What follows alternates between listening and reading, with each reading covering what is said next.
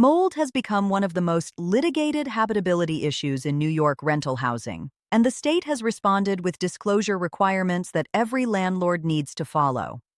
Under New York Real Property Law, Paragraph 235B, and New York State Department of Health guidance, landlords must disclose known mold conditions to prospective tenants, and New York City's Local Law 55 of 2018 significantly expands mold-related inspection and remediation requirements for buildings with 3 or more units. Mold that wasn't disclosed before a tenancy became a much more serious legal problem after that law went into effect. Our free New York Mold Disclosure Form provides a structured written disclosure for landlords to communicate known mold history in the rental unit and building. It covers the landlord's knowledge of past or current mold conditions, any remediation that was performed, the date and scope of the most recent mold inspection, and the tenant's acknowledgement of the disclosed information.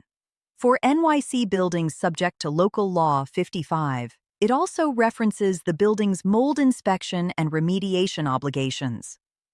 Mold litigation in New York often starts with a tenant who claims they were never told about a known mold problem, particularly in basement units, older buildings, and neighborhoods prone to flooding or humidity issues.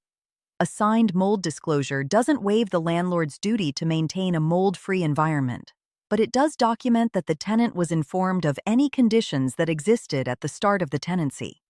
That documentation can be the difference between a small claims dispute and a major habitability lawsuit.